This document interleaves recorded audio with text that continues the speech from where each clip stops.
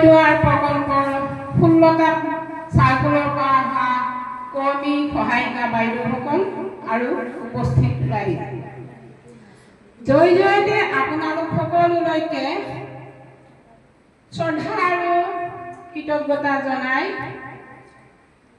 আজি আমাৰ সজাগতা সভাখন আৰম্ভ কৰিব আগবাঢ়িছো।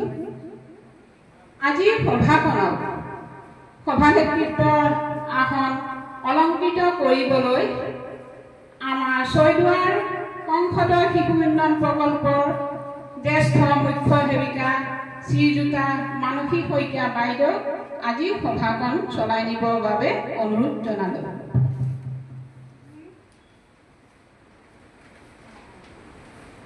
সজাগতা সভাখনৰ সভানেত্ৰীৰ আসনখন গ্ৰহণ কৰিবৰ বাবে মোক অনুৰোধ কৰিলে আৰু এই আসনখন গ্ৰহণ কৰি মই আপোনালোক সকলোলৈকে এই সজাগতা সভাৰ শুভেচ্ছা জ্ঞাপন কৰিছোঁ আৰু বহু সময়ৰ পৰা আপোনালোকে বহু ধৈৰ্য ধৰি কেইবাটা কাৰ্যসূচীও পাৰ কৰিছে, তাৰ বাবে সকলোকে ধন্যবাদ জনাইছোঁ। আমাৰ নিমন্ত্ৰিত অতিথিদ্বয়ক মই স্বাগতম জনাইছোঁ।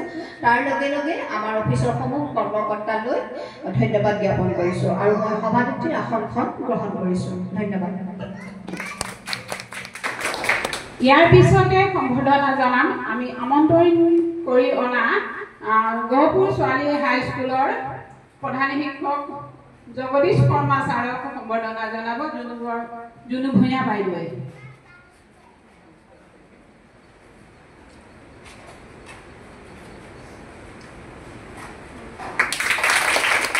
ইয়াৰ পিছতে আমি আমন্ত্ৰণ কৰি অনা আমাৰ গহপুৰ জুডিচিয়েল কোৰ্টৰ অধিবক্তা বাইদেউ সম্বৰ্ধনা জনাব লক্ষ্মীমা শইকীয়া বাইদেৱে।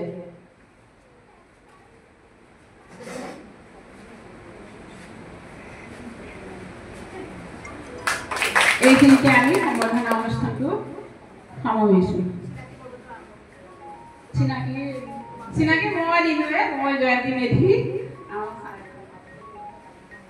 মই জগদীশ শৰ্মা, গহপুৰ ছোৱালী হাইস্কুলৰ অৱসৰপ্ৰাপ্ত প্ৰধান শিক্ষক আৰু আপোনালোকৰ দৰে এনেকুৱা অনুষ্ঠানৰ এগৰাকী অংগীভাৱে জড়িত ব্যক্তি। গহপুৰৰ মোৰ ঘৰ ৰত্নপুৰত।